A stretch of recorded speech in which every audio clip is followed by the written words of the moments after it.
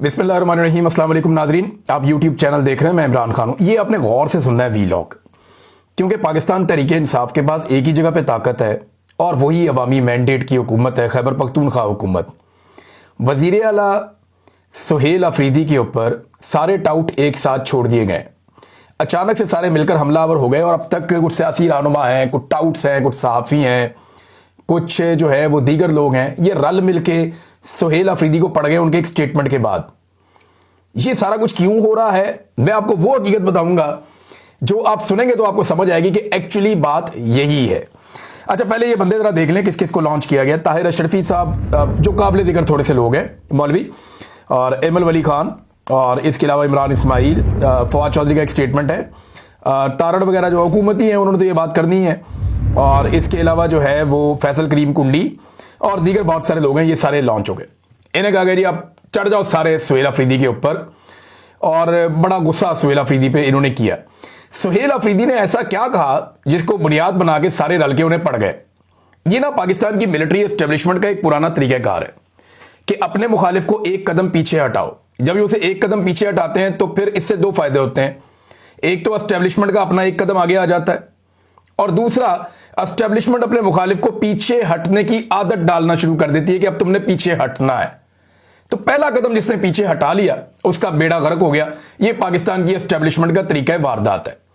अब इसमें सुहेल अफरीदी काफी अरसे दिन के काबू नहीं आ रहा, और यह शख्स जानता है कि दुखती रग कहां पे है, मुझे किस जगह पे हिट करना है। यह शख्स इतना जानता है।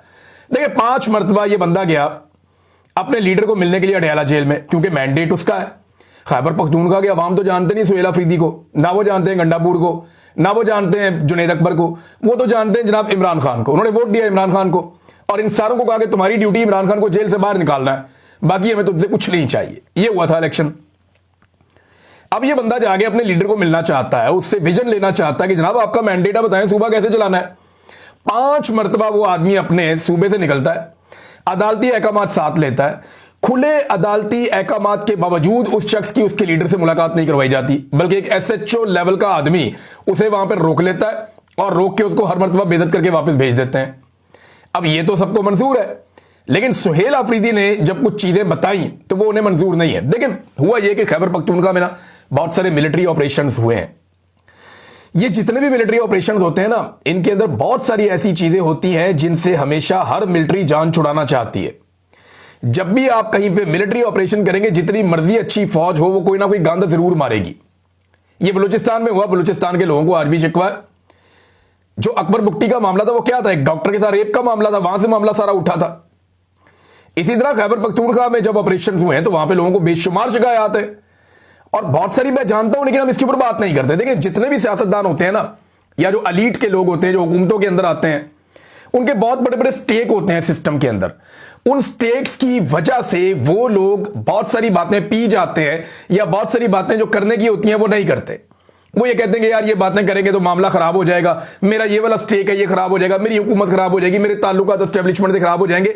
लेकिन अजीब बात यह है कि ये जो वजीर आला है खैबर पख्तूनख्वा का, इसके स्टेक्स बाहर नहीं है, इक्तदार में भी नहीं है अभी तक। इसका जो वाइड स्टेक है, जो बहुत बड़ा है, वो अडयाला जेल के अंदर बंद है। और ये है मिडिल क्लास आदमी।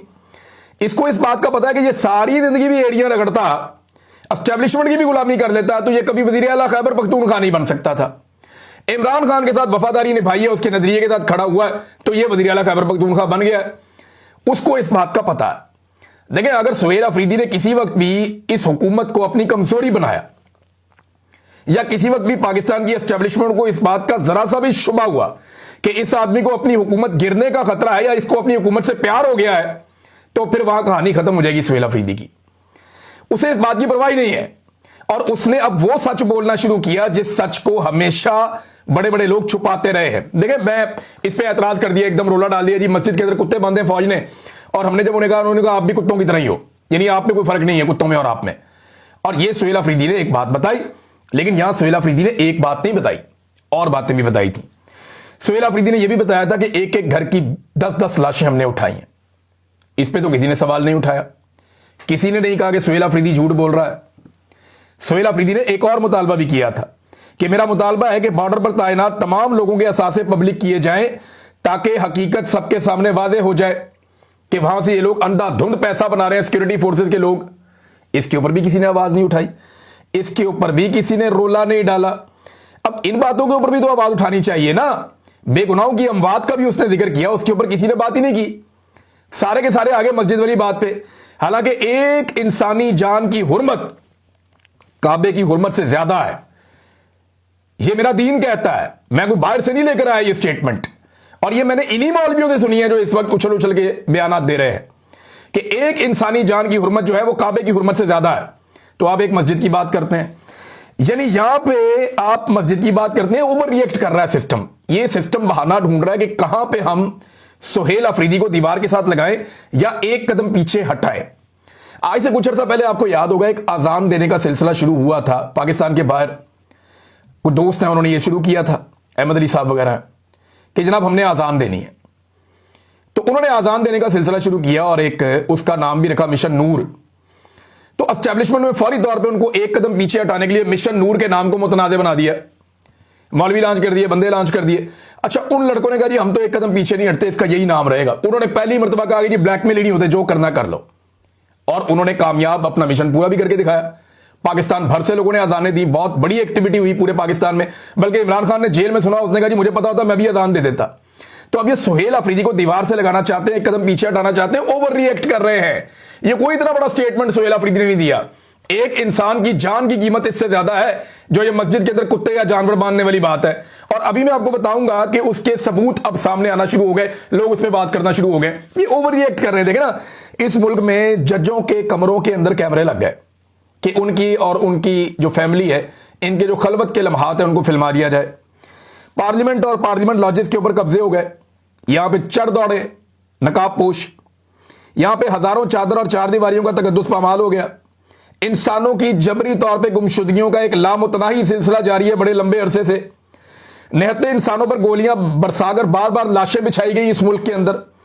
औरतों को सड़कों पर घसीटा गया, गालियां दी गई, धमकियां दी गई, बहन बेटियों और बहुओं को अगवा किया गया सिर्फ एक अस्करी आईनी तरमीम के लिए। माओ के गिरबानों में हाथ डाला गया सिर्फ इलेक्शन चोरी करने के लिए, पूरा का पूरा इलेक्शन ही चोरी कर लिया गया।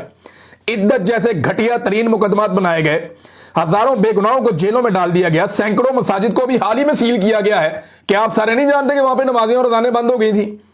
बेशुमार ये किया गया। इस्लामाबाद में रातों रात एक मस्जिद ही पूरी ढा दी इन्होंने। वो तो फजल रहमान वालों की मस्जिद थी, वो आगे चढ़ गए, उन्होंने कहा दोबारा बनाएंगे। इन्होंने पैसा भी दिया, उनको जान छुड़ाई उनसे। ये सिर्फ ओवर रिएक्ट कर रहे हैं, सिर्फ सुहेल अफरीदी को दीवार से लगाने के लिए। कोई ऐसी बात नहीं है, खातिर जमा रखें, किसी को कोई तकलीफ नहीं हुई। एस्टेब्लिशमेंट ने इसको एक मौके के तौर पर लिया है। मेरे ख्याल में एस्टेब्लिशमेंट ने जल्दबाजी की, उन्हें इंतजार करना चाहिए था, इससे बेहतर मौका शायद उन्हें मिल जाता, लेकिन यहां पे वो एक्सपोज हो गए। मस्जिद में कुत्ते बांधने वाली बात, और ये तो साबित शुदा है ना। यहां मैं आपको पढ़ के सुनाता हूं, ये देखें बहुत सारे लोग बता रहे हैं। एक तो जनाब कुछ सहाफ़ी हैं, उनको लॉन्च किया गया, एक सहाफ़ी है वो कुछ कह रहे थे, तो इसके जवाब में वहां पे जो मौलाना नसीम अली शाह साहब है, पाकिस्तान तहरीक इंसाफ के नेशनल असेंबली के मेंबर हैं, NA 39 से, बन्नू से, वो ये कहते हैं सहाफ़ी को मुखातिब करते हुए, आप इंतहाई मोतमद सहाफ़ी हैं, वज़ीर आला साहब कबायली इलाकों से ताल्लुक़ रखते हैं। अगर आपको वज़ीर आला के कॉल पर भरोसा नहीं तो बराए मेहरबानी माइक उठाएं और ज़िला खैबर में जाकर वहां अफरीदी कबाइल से इंटरव्यू लेकर पता कर लें, जबकि इसी इंटरव्यू को अपने इदारे के जरिए बगैर किसी कट के ऑन एयर भी कर दें, ताकि पूरी कौम को मालूम हो जाए कि वज़ीर आला का बयान सच है या झूठ है। खुली ऑफर दे दी उन्होंने। एक और वहां पे पाकिस्तान तहरीक इंसाफ के अहदेदार हैं, वो कहते हैं जी आ जाओ, पाकिस्तान के जितने सहाफ़ी आना चाहते हैं मैं ले जाता हूं, आपको तीरा में ले जाता हूं, खैबर में ले जाता हूं, चल के इंटरव्यू करें, लोग आपको बता देंगे। ये मैं आपको एक तकरीर सुनाता हूं, ये पाकिस्तान तहरीक इंसाफ के MNA इकबाल अफरीदी साहब की तकरीर है कौमी असेंबली में। MNA इकबाल अफरीदी साहब आज से कुछ अर्सा कबल क्या कह रहे थे कौमी असेंबली में, जरा ये आप सुन लीजिए। एक तो ये इशू है, दूसरा हमारे तिरा में जो मकबूजा मस्जिद है 12-13 साल से उसमें सिक्योरिटी फोर्सेस बरजमान है और उस पर कब्जा किए हुए हैं। मस्जिद अल्लाह का घर होता है और वो वहां के जो जितने भी अवाम है वो गुज़श्ता कई महीनों से वहां पे एहतिजाज पे बैठे हैं और ये एहतिजाज का सिलसिला गुज़श्ता 4-5 साल से जारी है।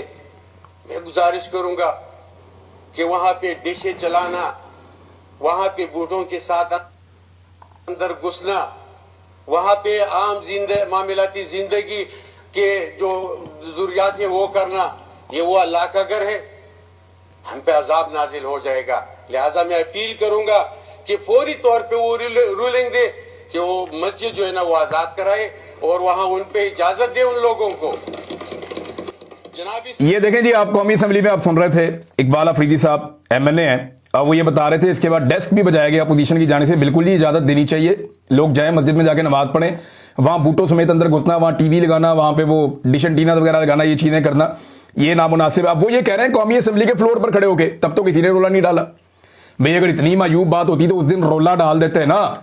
ये एक और वीडियो सोशल मीडिया पे गर्दिश कर रही है, जो लोग वहां पे एहतजाज कर रहे हैं, उन्होंने बाकायदा अपने बैनर के ऊपर लिखा हुआ है कि मसाजिद को जो है वो वापस आजाद किया जाए, उनका कब्जा छोड़ा जाए, ये बैनर के ऊपर लिखा हुआ है।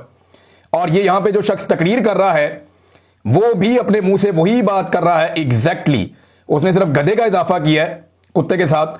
और ये मैं क्योंकि पश्तो में है तो आपको समझ नहीं आएगी, लेकिन जो लोग पश्तो बोलते हैं उनसे मैंने पूछा, उन्होंने कहा जी एग्जैक्टली यही है, कि वो भी बता रहा है कि वही बात जो सुहेल अफरीदी ने बताई थी। तो ये नाजरीन मामला है सीधा सीधा और साफ साफ। अब जनाब एक कुछ सहाफियों की जानिब से भी जारी करवा दिया गया, एयरवाई के ऊपर न्यूज चल जाती है सबसे पहले कि जनाब शोहदा की कुर्बानियों को सियासी तनाज़ात में घसीटना काबिल मजम्मत है, खैबर यूनियन ऑफ जर्नलिस्ट और सहाफियों ने जनाब इसकी मजम्मत कर दी और ये और वो बड़ा जारी कर दिया। तो इसमें मोहम्मद फ़हीम साहब हैं जो इसी मुल्क में जर्नलिज्म करते हैं, खैबर पख्तूनख्वा से इनका ताल्लुक है, सीनियर जर्नलिस्ट हैं और एक उस्ताद भी हैं, बड़े शानदार आदमी हैं। मोहम्मद फ़हीम साहब ये कहते हैं कि खैबर यूनियन ऑफ जर्नलिस्ट के ऑफिशियल व्हाट्सएप ग्रुप में ऐसा कोई बयान शेयर नहीं किया गया है, यानी बार बार इस किस्म की बातें की गई। सुहेल अफरीदी ने एक और बात भी तो की थी ना कि 10 अफराद मारे गए थे एक ही खानदान के और मसाजिद में कुत्ते ले आए थे, किसी एक बंदे ने भी 10 लोगों के मरने पर एतराज नहीं किया। अब इसका सबूत पाकिस्तान तहरीक इंसाफ सामने लेकर आ गई और उन्होंने तस्वीरें भी जारी कर दी और बता दिया कि ये बंदे एक साथ शहीद हो गए थे और जब इनकी लाशें उठाई जा रही थी तो गोलियां भी चलाई जा रही थी। यानी ये एक तरह का दबाव है जो सुहेल अफरीदी पे डाला जा रहा है, जो मुझे इस सारे मामले में समझ आई है। अच्छा एक चीज और है, जो लोग इस इलाके में रहते ही नहीं है वो इसके ऊपर दावा कैसे कर सकते हैं? यानी ये लोग जो पंजाब में रहते हैं, लाहौर में रहते हैं, फैसलाबाद में रहते हैं, इस्लामाबाद में रहते हैं, उन्हें क्या पता कि वादी तीरा में और वादी वो उधर खैबर में क्या हो रहा है। यानी ताहिर अशरफी ने उठ के स्टेटमेंट तो दे दिया, ताहिर अशरफी ने जो स्टेटमेंट दिया उसके बाद मेरा पाकिस्तान तहरीक इंसाफ के और जो मकामी लोग हैं उनसे रब्ता हुआ, उन्होंने कहा जी हम हलफ दे देते हैं, ताहिर अशरफी हलफ दे दे इसके ऊपर कि ताहिर अशरफी साहब क्या कुरान पाक पे फैसला कर लेंगे हमारे साथ कि मस्जिद के ऊपर कब्जा हुआ या नहीं हुआ और मस्जिद में जानवर गए या नहीं गए। तो ताहिर अशरफी साहब हमारे साथ कुरान पाक पे रख के फैसला कर ले, उन्होंने ये कह दिया। तो ये आके कहना बड़ा आसान होता है, आप इसकी इंक्वायरी क्यों नहीं डिमांड करते? अब ताहिर अशरफी जिस लेवल का मौलवी है उसको चाहिए था कि क्योंकि एक मस्जिद के अंदर जानवर ले जाने की बात हुई है तो बजाय इसके कि एक तरफा स्टेटमेंट जारी कर देता, उसको चाहिए था कि वो ये कहता कि जी इसकी इंक्वायरी करवाई जाए और अगर कोई लोग इसमें मुलव्विस है और ऐसा कोई वाकया हुआ है या मस्जिद के ऊपर कब्जा हुआ है तो वो कब्जा फौरी तौर पे छोड़ा जाए। देखिए एक इशू है, जब ऑपरेशन हो रहा था ना जिन दिनों में, बहुत मैं पुरानी बात आपको बता रहा हूं, तो ये जो दहशतगर्द ना ये सबसे पहले मदारिस में और मसाजिद में आते थे क्योंकि यहीं पे पाक फौज ने शुरू में इनकी ट्रेनिंग की थी। ये सारे मदारस पाकिस्तान की फौज के साथ मिलकर कोलैबोरेशन के साथ वहां पे दीनी जमातों ने मिलकर बनाए थे और इन मदारस में पूरी दुनिया से आने वाले दहशतगर्दों को ट्रेंड किया गया था। जो अफगानिस्तान से लोग आए थे हिजरत करके, उनके बच्चों को यहां पे पढ़ा के और उनको तरबियत दी गई थी जंग की, फिर वही बाद में तालिबान कहलाए थे, वो वहां पे लड़ने के लिए गए थे। तो जब पाकिस्तान के अंदर दहशतगर्दी के लिए लोग आए तो इन्होंने उन्हीं मदारिस को और मसाजिद को इस्तेमाल भी किया और फिर उसकी वजह से कुछ मदरसे और मसाजिद जो हैं वो शहीद भी हुए, ये बात ठीक है। लेकिन मकामी लोगों का ये कहना कि हमारी मसाजिद के ऊपर लंबे अरसे से कब्जा है, ये बात जो है वो कौमी असेंबली में भी उठाई गई है, लिहाजा इस चीज को उस एंगल से भी देखा जाना चाहिए और सुहेल अफरीदी को दबाने के लिए ये सारा जो बयानिया उसको इस्तेमाल किया जा रहा है, अदरवाइज इसके अंदर और कुछ भी नहीं है, कुछ भी ऐसा नहीं है जिसके ऊपर कोई वबाल खड़ा किया जाए। नाज़रीन 27वीं आईनी तरमीम जो आ रही है इसके अंदर खतरात क्या क्या है, इसके ऊपर एक डॉक्यूमेंट जारी किया पाकिस्तान तहरीक इंसाफ ने जागो पाकिस्तान के नाम से कि 27वीं आईनी तरमीम का मुसवदा तो अभी तक अवाम के सामने नहीं आया, लेकिन जो चीजें जिन्हें छेड़ा जा रहा है कि जो मौजूदा आइन है वो क्या है और उसमें जो रद्दोबदल हो सकता है वो क्या हो सकता है। इसमें एक आर्टिकल 160 है, 163A, ये NFC अवार्ड से मुतालिक आर्टिकल है। अच्छा, इसमें जो आर्टिकल 163A है वो ये कहता है कि सूबों का कौमी फंड्स में हिस्सा कम नहीं हो सकता। वैसे ही सूबों को इतना ज्यादा हिस्सा नहीं मिलता, वफाक ज्यादा पैसे लेता है, आई थिंक 57% वफाक लेता है, 43% सूबों को जाता है। लेकिन अगर इन्होंने तरमीम कर दी तो मरकज को सूबाई फंड्स का हिस्सा तकरीबन 500 अरब रुपए दिफा कर्ज के लिए लेने की इजाजत मिल जाएगी, यानी वो सूबों का हिस्सा मरकज इस्तेमाल कर सकेगा। नंबर 2 आर्टिकल 200 है जजेस की मुंतकली, यानी पहले जज की इजाजत हो तो जज को एक अदालत से आप दूसरी अदालत में ले जा सकते हैं, लेकिन अब यह है कि जज को एक सरकारी ऑफिसर बना दिया, जिधर मर्जी उठा के उसको पोस्ट कर दिया, उसकी ट्रांसफर कर दी, तो जजों की ट्रांसफर पोस्टिंग होना शुरू हो जाएगी और जज बिल्कुल डरे डरे सहमे सहमे रहा करेंगे कि अगर मैंने फैसला हुकूमत या एस्टेब्लिशमेंट की मर्जी के खिलाफ दिया तो मुझे कहीं ये बलूचिस्तान ट्रांसफर ना कर दें, या कहीं सिंध में ट्रांसफर ना कर दें, या कहीं खैबर पख्तूनख्वा में ट्रांसफर ना कर दें, या कहीं किसी और लाहौर या मुल्तान हाई कोर्ट में या फैसलाबाद कहीं और जगह पे मुझे ना भिजवा दें। तो जज बेचारे इस डर से अब फैसले भी नहीं दे पाएंगे। ये है जनाब आर्टिकल 200। नया आईनी अदालत, ये अब एक नया आर्टिकल शामिल किया जाएगा, आईनी अदालत बनाई जाएगी और यानी सुप्रीम कोर्ट आइन की तशरीह करता है वैसे तो, लेकिन अब एक अपनी अलग से आईनी अदालत बनाएंगे जहां पे जज जो है ये खुद लेकर आके अपनी मर्जी के बिठाएंगे और उन जजों के जरिए से अपने तमाम आईनी मामलात के फैसले लिया करेंगे, यानी सत्ते खैरा किसी किस्म का प्रॉब्लम इनको आइंदा अदालत की तरफ से नहीं होगा। मजिस्ट्रेट की तकर्रियां, ये एक अलग मामला है।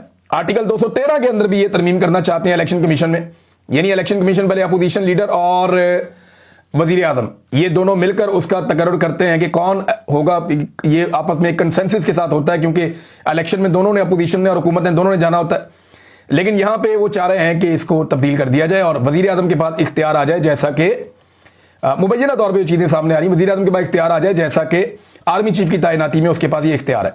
आर्टिकल 243 फौज की कमान, जो पहले आइन है वो ये कहता है कि सदर सुप्रीम कमांडर है। अच्छा, अब इसमें कमांड के ढांचे में तरमीम की जाएगी ताकि एग्जीक्यूटिव के कंट्रोल को मजीद मजबूत बनाया जा सके। जो फौजी सरबराह उसका आईनी उहदा हो जाएगा वो बहुत तगड़ा हो जाएगा, सदर से भी, वजीर आजम से भी तगड़ा हो जाएगा। और जनाब दीगर कुछ और है, वो 18वीं तरमीम के अंदर कुछ चीजें थी उनको खत्म करके सूबे की तालीम और फलाह बहबूद और दूसरी चीजें उठा के इधर ले आएंगे वफाक के पास। तो ये 2 नंबरी की जा रही है, लेकिन फजल रहमान साहब ने इसके बाद एक स्टेटमेंट जारी किया है।